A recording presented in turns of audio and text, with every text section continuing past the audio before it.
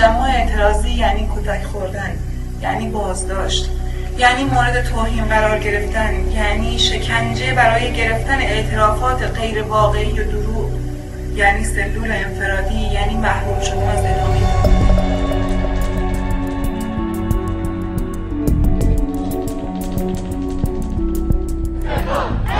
ما در این چند سال اخیر دیده ایم با همه تدابیر امنیتی رفته بر دانشگاه و فضای خفقان و سرکوب ویژه در دانشگاه امروز همچنان دانشگاه زنده است و این آخرین سنگر آزادی امروز